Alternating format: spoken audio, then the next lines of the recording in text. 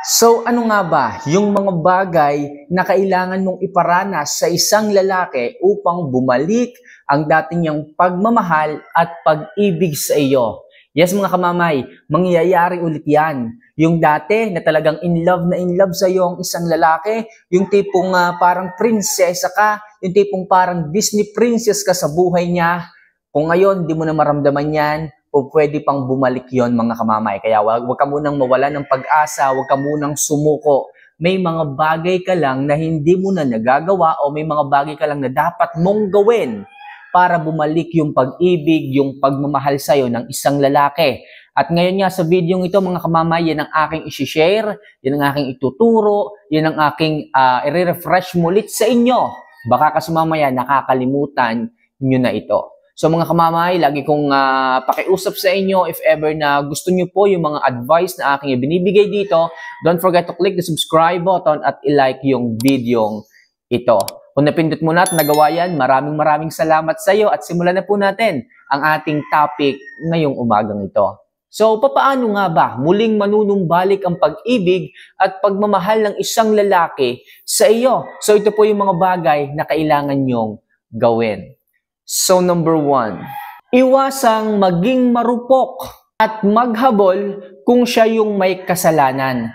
Yes mga kamamay, iwasan niyo po ito Kung alam nyo na ang isang lalaki ang nakagawa ng kasalanan, kahit sobrang mahal nyo pa yan, kahit ayaw nyo siyang nahihirapan, kailangan pigilin nyo yung sarili ninyo na hindi maging marupok at laging naghahabol. Tandaan nyo, ang paghahabol at pagiging marupok, yan po ay isang sinyalis ng pagiging mahina o sinyalis po yan ng pagiging low value pagdating sa isang lalaki. Masyado nyo kasing pinabababa ang sarili ninyo, hindi nyo alam yung worth ng isang katulad mo. Bakit ka nga ba maghahabol sa isang taong nanakit sa iyo? Bakit ka nga ba magiging martir, magiging marupok sa isang lalaking walang ibang ginawa kundi ang lokohin ka? Mga kamamay, bigyan nyo yan ng aral. Bigyan nyo yan ng silbi. Kasi kung hindi nyo yan bibigyan ng silbi, what I mean is kung hindi po nyo yan, ika nga ipagtutuunan ng pansin, kayo po ang mawawalan ng value. Kasi kapag hinahayaan mo lang siya na kahit siya yung may kasalanan sa inyong dalawa, kahit siya yung gumawa ng pagkakamali sa inyong relasyon at ikaw yung naghahabol, magiging paulit-ulit lang yung cycle na ganyan hanggang sa mawala na lang yung takot ng isang lalaki na mawala ka sa buhay niya. Mawawala yung takot ng isang lalaki na gumawa ng mali sa inyong relasyon. At yun ang baka abusuhin niya pagdating ng araw at hindi malayo na mangyari yun mga kamamay. Hanggang sa tumagal na lang kayo ng tumagal, nawala na yung totoong pag-ibig. Nawala na yung genuine na nararamdaman. Kasi nga, hinahayaan mo lang na maging marupok ka, na maging martir ka, na hinahayaan mo lang na saktan ka niya at ikaw pa yung naghahabol, yun ang masama. Ano sinasabi mo? Babe, wag mo naman akong iwan. Patatawarin kita, wag mo akong iwan. Okay? Kahit paulit-ulit na yung ginagawang kasalanan, paulit-ulit mo rin pinapatawad. Hindi po magiging maganda ang cycle ng inyong relasyon sapagkat nawawala nga po ang respeto niya sa iyo at yung respeto mo sa sarili mo. Kaya mga kamamay, kung gusto mong manumbalik yung pag-ibig, yung pagmamahal muli sa iyo ng isang lalaki, kailangan huwag kang magiging marupok, huwag kang maghahabol palagi, lalo na kung siya naman yung may kasalanan. Lumalaki ang ulo ng mga kamamay, nagiging spoiled, kinakaya ka na niya, inuuto-uto ka na niya. Okay, ayoko mangyari yung mga kamamay. Hindi na pagmamahal yun Pagiging martir na yon. Okay, pagiging walang pakiramdam na yon. At pagiging sunod-sunuran na yon pagdating sa nararamdaman mo. Tandaan nyo ang pag-ibig ay pagmamahal. Ang pag-ibig ay masaya. Ang pag-ibig ay hindi nagtitiis na ganyan. Okay, siguro pwede kang magtiis pero kung yung paulit-ulit na, hindi na po yung tiis. Pagpapakatangan na po yun mga kamamay. Kaya kung gusto mong muling tumaas ang tingin sa iyo, muling bumalik ang value mo, muling mabuhay yung pag-ibig sa iyo, kailangan unahin mong ibigin ng sarili mo. Huwag mong hayaan na saktan, abusuhin, lokohin ka ng isang lalaki. Okay, so yung number 1 tips ko sa inyo mga kamamay huwag kayong magiging martir o marupok at maghahabol sa isang lalaki kung alam nyo naman na wala kayong kasalanan. Okay?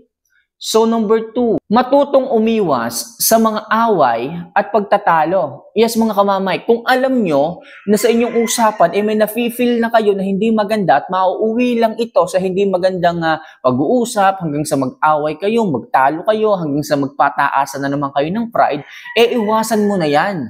Okay, kamamay, bakit naman muling magbabalik ang pag-ibig sa akin ng isang lalaki kapag umiwas ako sa ganyan, umiwas ako sa pag-aaway, umiwas ako sa pagtatalo, umiwas ako sa gulo. Yes, syempre, iisipin ng isang lalaki na matured ka na mag-isip. Iisipin ng isang lalaki na iniiwasan mo na nga yung inyong conflict na dalawa. Ibig sabihin, hindi mo hinahayaan na mauwi sa hindi magandang usapan ang inyong pagpupulong. Okay, marirealize ng isang lalaki na sawa ka na sa mga ganyan. Kung alam nyo na, yan palagi inyong pinag-aawayan noon, yan palagi ang inyong pinagdudiskusyonan noon. So nakikita yan ng isang lalaki na tipong hindi mo na hinahayaan pang lumaki yung problema. Iniiwasan mo na yung gulo para talagang maging maayos ang inyong pagsasama. At maganda rito, mga kamamay, ginagawan mo na ng paraan para maging maayos ang usapan, maging maayos ang sitwasyon. Kaya muling mabubuhay ang pag-ibig sa iyo, muling manunumbalik ang pagmamahal sa iyo ng isang lalaki kung pipiliin mo na hindi na lang patulan o umiwas na lang sa away at pagtatalo. So number 3, mag-focus sa ibang bagay at huwag sa kanya. Yes, mga kamamay, karamihan, okay? Mga kamamay, karamihan ng babae ngayon, lalo na yung mga baguhan pa lamang sa relasyon. For example, babago pa lang kayo sa relasyon, 1 taon or something na kung buwan pa yan, napakasarap sa feelings niyan. Lahat ng sweetness ipapakita mo at lahat din ng sweetness mararamdaman mo. Yes, mga kamamay, sa una lamang po yan. Kaya po, karamihan ng mga babae, dahil nga sa una pa lang, unang buwan pa lang, 5 buwan pa lang, 8 buwan pa lang, o 1 taon pa lang sa isang relasyon, talagang nandun pa yung lagkit ng sweetness. Pero tandaan niyo mga kamamay, yung palagi niyo pong pagpaparamdam, yung presence niyo palagi sa kanya, yung tipong palagi kayong nag-a-update sa kanya, yan ang routine mo sa araw-araw. Pagkakagising mo, may lagi kang mensahe kaagad, o hindi pa man gising yung lalaki, nagising ka lang ng alas 4, ng alas 5, nag-message ka na agad, at sunod-sunod yan, at ang haba pa niyan. Okay? Tapos pag-check mo, tanghali na, hindi pa nagsisin. Di ba? Ang sakit. Okay? So pagka ganyan mga kamamay, masyado kayong attached sa isang lalaki, masyado kayong nakabantay sa isang lalaki, tandaan niyo mga kamamay, lalo pong lumalayo ang loob ng isang lalaki. Sa unang linggo, sa unang buwan, papansin nyo, masaya pa yan, masarap pa yan, sweet pa yan, nagre-reply pa yan. Makakatanggap ka rin dyan ng nobelang replies. Okay? Matutuwa ka kasi exciting ka eh. Okay, nandun pa yung excitement, nandun pa yung saya, nandun pa yung gigil, nandun pa yung surprise. Pero tandaan niyo mga kamamay, hindi po pala yan makakatulong in the long run. Halimbawa, sabihin natin 2 taon na, yung palagi ng ganyan paulit-ulit ang ginagawa mong routine, nakakaumay din po yan mga kamamay. Kahit sa inyong mga girls, nakakaumay tapos paulit-ulit lang din naman. Magchat-chat sa umaga, hi, hello, kamusta, kumain ka na ba? Tapos nun, mawawala. Tapos, pamaya-maya, pasulpot-sulpot, ang hirap replyan. Di ba? Pero ang gusto ng isang lalaki ay patahimikin niyo muna siya. Hayaan niyong siya ang mag-isip sa inyo. Hayaan niyong siya ang mag-reply sa inyo o siya yung mangulit sa inyo. Pag nangyari yon, siya na yung naghahabol. Kapag nangyaring siya na yung naghahanap ng attention mo, siya na yung tumatawag sa iyo, siya na yung gumagawa ng paraan para magkita kayo, ibig sabihin, tumataas na po yung value ninyo. Nanunumbalik na po yung pag-ibig at pagmamahal. Nanunumbalik na po yung excitement. Okay, yung mystery ninyo sa isang lalaki. Nanunumbalik na po yung pagkamis niya sa iyo. Yun ang magandang gusto kong mangyari mga kamamay. Hindi yung, okay, nakita niya yung message mo, ang haba. Sisin lang niya. Tapos, iisip na lang siya ng dahilan. Sabihin niya mamaya, busy siya. Pero ang dahilan, ayaw ka lang niyang replyan kasi na-boring na siya, naumay na siya. Kaya mag-focus ka sa kung anong dapat mong gawin. Magtrabaho ka, sumideline ka, mag-vlog ka, nakagaya nito, o kung ano-ano pa po pwedeng makapag-improve ng sarili mo. Huwag sa lalaki. Wala kang mapapala dyan na improvement sa sarili mo. Mapapala mo dyan, yung sabihin natin, masarap sa pakiramdam. Oo, hindi naman masama yun. Pero pag sumobra, hindi rin po maganda. Kasi nagiging tip yun o idea ng isang lalaki na masyado kang naghahabol sa kanya na kahit hindi ka replyan, okay lang. Kasi palagi ka nagre-reply eh. Pero kung ikaw ay madalang mag-reply mga kamamay, pag nag-chat ka dyan ng minsan, talagang sasagutin ka niya ng mahaba. Sasagutin ka niya ng nobela. Kasi nga, minsan ka lang magparamdam. Ang hirap mong hanapan ng pagkakataon, pero hindi ka nakakalimot. Yan ang maganda, mga kamamay. Okay? So, kaya mga kamamay, huwag ka masyadong magparamdam, huwag ka masyadong mag-focus ng atensyon sa lalaki, imbes mag-focus ka sa sarili mo, magpaganda ka. Okay?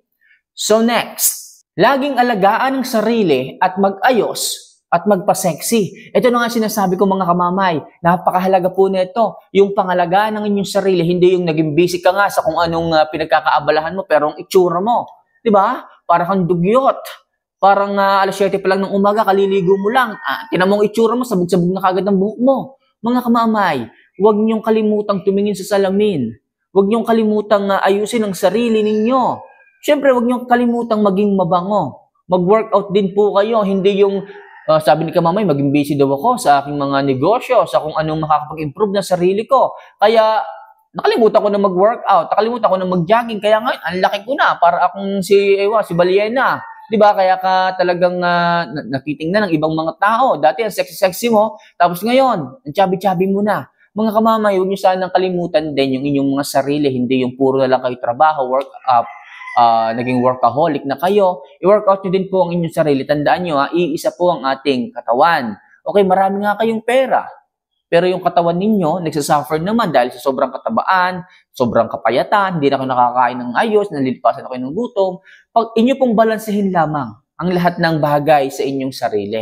Inyong sarili muna, ang inyong mga hanap buhay, negosyo, pagkakakitaan, self-improvement. So, yun po mga kamamay. Kaya sinasabi ko palagi sa inyo, i-improve nyo rin po ang inyong sarili, ang inyong pagkatao, ang inyong katawan, ang inyong dating mga kamamay. Makakatulong po yan upang mas mapansin, mas alagaan, mas ingatan, at muling mabuhay ang pag-ibig ng isang lalaki sa inyo. Okay? Kaya mag-alaga ng sarili, magpaganda, mag-ayos, huwag niyo pong kalilimutan yan. Kasi ang dami pong mga sitwasyon, instances na yan ang nagiging sanhi kung bakit nagkakahiwalay. Okay? And last, agad mong itigil ang pagiging needy sa kanya. Yes, mga kamamay. Ano ba pag sinabing needy? Ito yung palagi kayong naghahanap ng oras sa isang lalaki. Yung tipong kayo na ang nagtatanong, kayo na ang naghahanap. Kamamay, paano bang paghahanap sinasabi mo? Masama bang hanapin mo siya, itanong mo siya kung nasaan? Hindi naman. Ang sa akin lang, nagbibigay na kayo ng pressure eh. Babe, kailan ba tayo lalabas? Halos 2 buwan na tayo nang huling lumabas, sumimba. Bakit ngayon? Hindi na natin nagagawa yon. Yes, mga kamamay, huwag niyong i-pressure ang isang lalaki. Okay? Huwag niyong kulitin. Yung minsan, naimbitahan niyo siya, sabihin mo sa kanya, babe, pwede bang next Sunday magsimba tayo? Okay na yon. Hindi yung kinabukasan, tanongin mo na naman, babe, simba tayo sa linggo, sisimba tayo, Tapos kinabukasan, tatanungin mo na naman, babe, baka nakakalimutan mo, sa linggo, sisimba tayo. Pressuring po ang tawag sa ganon. Pinipressure nyo na po ang isang lalaki. Nagiging needy na po kayo. Ibig sabihin, kahit alam naman ng lalaki, paulit-ulit yung inuulit-ulit sa kanya yon. Hanggang sa isang lalaki, sa halip na makapag-decide ng maayos, ay lalong umatras. Kasi nga, masyado kayong excited, masyado kayong needy. Ang daming ginagawa ng lalaki, tinitimbang-timbang niya pa kung anong oras po pwede, kung paano isisingit, kaso ginulo nyo na ang kanyang isipan. Kaya ang nangyari, hindi na natuloy. Okay? Kaya ang nangyari, sa sobrang dami ng iniisip ng isang lalaki, nagdahilan na lang siya sa iyo kasi yun ang mas madali. Kaya mga kamamaya, yung pagiging needy ninyo, yung pagiging pag-pressure nyo sa oras ng isang lalaki, hindi po magandang gawin yan. Okay? So sa umpisa lang po ng isang relasyon, maganda yon. Yung palagi nyo siyang hinahanap, yung palagi nyo siyang gustong makasama. Sa umpisa lang po ng relasyon, masaya yan. Pero pagtagal po ng inyong relasyon, nakakasakal na po yan. So yan lang muna sa ngayon mga kamamaya, mga bagay na kailangan nyong gawin upang manumbalik muli, iparana sa isang lalaki upang muling mabuhay ang pag-ibig, pagmamahal, at syempre maghabol din sa inyo ang isang lalaki. So mga kamamay, maraming salamat sa panonood. Sana po kayo ay mag-comment naman kahit papaano para makilala ko po kayo kung hanggang saan ba o kung sino-sino ba, kung OFW ba ang nanonood sa atin ngayong araw na to. So mga kamamay, maraming salamat sa inyo. Mag-iingat po kayo Mahal na mahal ko po kayo. Kung may mga katanungan, ilagay po sa comment section. Pag-usapan natin yan next video. So see you for our next vlog. Paalam.